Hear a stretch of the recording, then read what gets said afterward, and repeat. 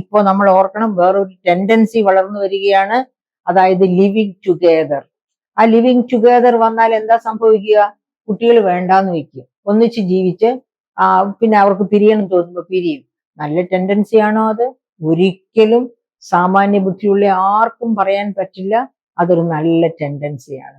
കാരണം എന്താണെന്ന് വെച്ചിട്ടുണ്ടെങ്കിൽ ചില ഉത്തരവാദിത്തങ്ങൾ ഒക്കെ ഏറ്റെടുക്കേണ്ടത് സ്ത്രീയും പുരുഷനും ചേർന്ന് ഒന്നിച്ച് ജീവിക്കുന്നുവെങ്കിൽ അതിൻ്റെ പ്രത്യുൽപാദനം, ആ പ്രത്യുൽപാദനത്തിന്റെ ഫലമായി കുട്ടികൾ ഉണ്ടാവുക, അതൊക്കെ ലോകക്രമത്തിന്റെ, ഈ ലോകം താളം തെറ്റാതെ മുൻപോട്ട് പോകണം എന്നുള്ളതിന്റെ ആവശ്യകതയാണ്.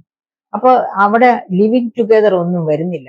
എനിക്ക് തന്നെ എൻ്റെ പ്രിയപ്പെട്ട സുഹൃത്തുക്കളെ, ഇത് പറഞ്ഞ കൂട്ടത്തിൽ ഞാൻ പറയാം, എനിക്ക് ചെറുപ്പം മുതൽ അറിയാമായിരുന്ന ഒരു നല്ല പെൺകുട്ടി. അവൾ എഞ്ചിനീയറിംഗ് ഒക്കെ കഴിഞ്ഞ് വിദേശത്ത് ജോലിയായി പോയി. ആ കുട്ടി ഈ നാട്ടിൽ വന്ന് തന്നെ ഒരു എഞ്ചിനീയറെ തന്നെ കല്യാണം കഴിച്ച് അവർ ജീവിക്കുകയാണ്. വിദേശത്ത് ജോലിയായി രണ്ടുപേരും ജീവിക്കുകയാണ്. ഈ അടുത്തിടെ ആ കുട്ടി നാട്ടിൽ വന്നു കഴിഞ്ഞ് ഞങ്ങൾ തമ്മിൽ സംസാരിക്കുമ്പോൾ എനിക്ക് അവളെ നല്ല ഇഷ്ടമായിരുന്നു. സംസാരിച്ചപ്പോൾ ആ കുട്ടി പറയുക, കല്യാണത്തെക്കാളൊക്കെ നല്ലതാണ് ടീച്ചറെ ലിവിങ് ടുഗെദർ. അപ്പൊ ഞാൻ ചോദിച്ചു, എന്താ താൻ അങ്ങനെ പറയുന്നത്? അപ്പൊ നമ്മുടെ ലോകം ഇതുപോലെ മുൻപോട്ട് പോകണ്ടേ? ലിവിങ് ടുഗെദർ ആയാൽ ആരാ കുട്ടികളുടെ റെസ്പോൺസിബിലിറ്റി എടുക്കുക? ഇപ്പൊ നമ്മൾ കല്യാണം കഴിക്കാതെ ലിവിങ് ടുഗെദർ, 1-2 കുട്ടികളുണ്ടായി, കുട്ടികളെയും കളഞ്ഞിട്ട് അച്ഛൻ അച്ഛന്റെ വഴിക്ക് വേറെ പോകുന്നു, അമ്മ അമ്മയുടെ വഴി വേറെ ലിവിങ് ടുഗെദറിന് പോകുന്നു. അപ്പൊ ആ കുട്ടികൾക്ക് എന്ത് സംഭവിക്കും എന്ന് ചോദിച്ചപ്പോ, അല്ല അങ്ങനെ പോകണ്ട, കുട്ടികൾ വേണ്ടാന്ന് വെച്ചാൽ മതി. അപ്പൊ ഞാൻ ചോദിച്ചപ്പോ ഈ ലോകം മുൻപോട്ട് പോകണ്ടേ? നമുക്ക് ഒരു അബ്രപ്റ്റ് എൻഡ്, ലോകത്ത് മനുഷ്യരില്ലാതെയാവുക, മനുഷ്യർ കുറഞ്ഞു കുറഞ്ഞു വരിക, അങ്ങനെയാണ് ഉദ്ദേശിക്കുന്നത്. അത് കഴിക്കേണ്ടവർ കഴിച്ചോട്ടെ. ആ തരത്തിലുള്ള ഒരു ആറ്റിറ്റ്യൂഡിലേക്ക് നമ്മുടെ യുവത്വം മാറിക്കൊണ്ടിരിക്കുകയാണ്. പ്രിയപ്പെട്ട സുഹൃത്തുക്കളെ, തീർച്ചയായിട്ടും ഞാൻ അതിനൊക്കെ ശക്തമായി എതിർക്കുന്ന കൂട്ടത്തിലാണ്. എതിർക്കുന്നതിന്റെ കാരണം, നമ്മൾ ഈ വിവാഹം ചെയ്തോ വിവാഹം ചെയ്യാതെയോ എന്തോ ആകട്ടെ, പ്രൊക്രിയേഷൻ, ആ കർമ്മത്തിൽ ഏർപ്പെടുന്നുണ്ടോ? ആ കർമ്മത്തിൽ ഏർപ്പെടുന്നുണ്ടെങ്കിൽ കുട്ടികളെ പ്രസവിക്കാനും വളർത്താനും നമ്മൾ ബാധ്യസ്ഥർ കൂടിയാണ്. വരുന്ന തലമുറയെ പറ്റി ഒരു ഇരുണ്ട ലോകമല്ല നമുക്ക് വേണ്ടത്. നമുക്ക് വേണ്ടത് നല്ല മനുഷ്യർ ജീവിക്കുന്ന തെളിഞ്ഞ ഒരു ലോകമാണ്. അങ്ങനെ തെളിഞ്ഞ ഒരു ലോകത്തിന് വേണ്ടി എന്താ വേണ്ടതെന്നറിയാമോ? അതിന് നിങ്ങൾ ഗാരി എസ് ബെക്കർ എഴുതിയ a treatise on the family എന്ന ഗ്രന്ഥം എടുത്ത്, അദ്ദേഹത്തിന് നോബൽ പ്രൈസ് കിട്ടിയ ബുക്കാണ് കേട്ടോ. Gary S Becker Harvard university professor ആയിരുന്നു.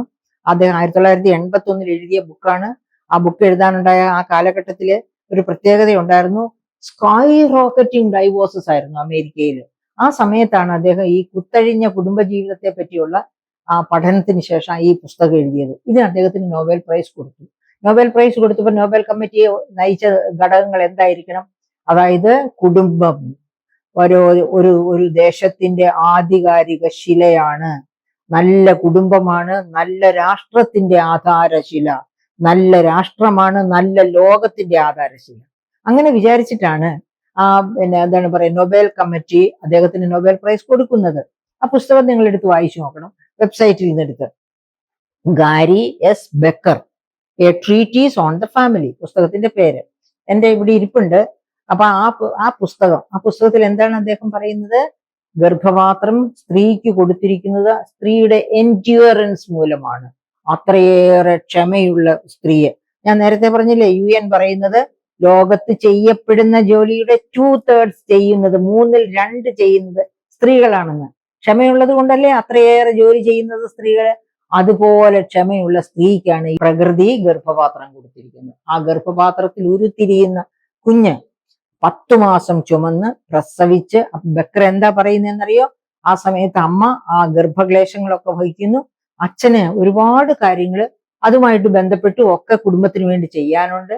അച്ഛനും അമ്മയും കൂടി ഈ കുട്ടിയുടെ ഓപ്റ്റിമം പേഴ്സണാലിറ്റിയിലേക്ക് വളർത്തണമെന്നാണ്. അച്ഛൻ മാത്രം വളർത്തട്ടെ, അമ്മ മാത്രം വളർത്തട്ടെ, നല്ല ലിവിങ് ടുഗദർ കാക്ഷിക്കുന്ന യുവാക്കളെ, അവിടെ ബക്കർ പറഞ്ഞിരിക്കുന്നത് അച്ഛനും അമ്മയും കൂടി ആ കുട്ടിയുടെ ഓപ്റ്റിമം പേഴ്സണാലിറ്റിയിലേക്ക് വളർത്തണമെന്നാണ്. ഒരു ഐറിഷ് പഴഞ്ചൊല്ലുണ്ട്, കേട്ടിട്ടുണ്ടോ?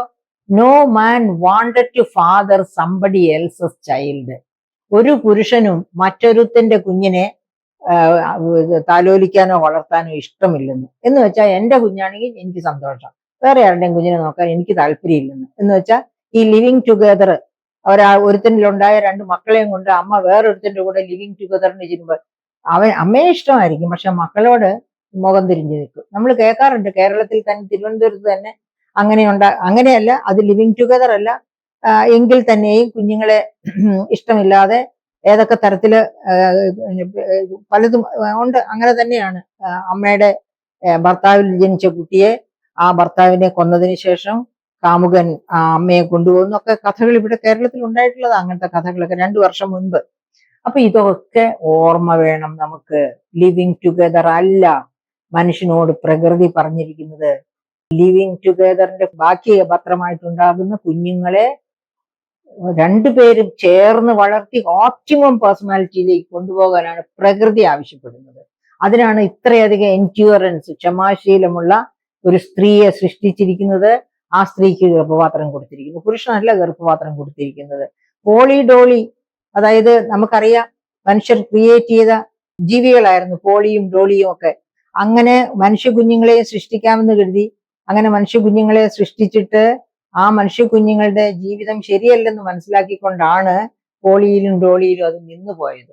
അതൊക്കെ നമ്മൾ ഓർക്കണം. ഓക്കെ, അപ്പൊ നമുക്ക് replacement rate of growth of പോപ്പുലേഷനിൽ നിന്നാണ് നമ്മൾ ഡീവിയേറ്റ് ചെയ്ത് ലിവിങ് ടുഗദറിലേക്കൊക്കെ പോയത്.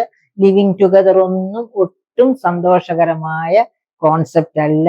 നിങ്ങളുടെ കുഞ്ഞുങ്ങളിൽ അത്തരം കോൺസെപ്റ്റോടെ വളരാൻ ഒരിക്കലും സമ്മതിക്കരുത്. അതായത് ഒരു ഡാർക്ക് ഏജിലേക്കുള്ള എത്തിനോട്ടമാണ് അങ്ങനെ ചിന്തിക്കുന്നത് പോലും. അപ്പൊ നമ്മൾ നമ്മുടെ കുട്ടികളെ നല്ല ഡയറക്ഷനിൽ വളർത്തിയാൽ മാത്രമേ നമുക്ക് അവരുടെ ജീവിതം ഭാസുരമായി കാണാൻ പറ്റുകയുള്ളൂ. നല്ല ജോലി കിട്ടിയത് കൊണ്ടോ, നല്ല ശമ്പളം കിട്ടിയത് കൊണ്ടോ, നല്ല ആഹാരം കഴിച്ചത് കൊണ്ടോ മനുഷ്യ ജീവിതം സന്തോഷകരമാവില്ല. മനുഷ്യ ജീവിതം സന്തോഷകരമാകാനായിട്ട് ഇതുപോലെ ഒരുപാട് അനുകൂല ഘടകങ്ങൾ വേണം. ആ അനുകൂല ഘടകങ്ങളൊക്കെ വളർത്തിയെടുക്കണമെങ്കിൽ അക്ഷീണ പ്രയത്നം മനുഷ്യൻ ചെയ്തേ പറ്റൂ.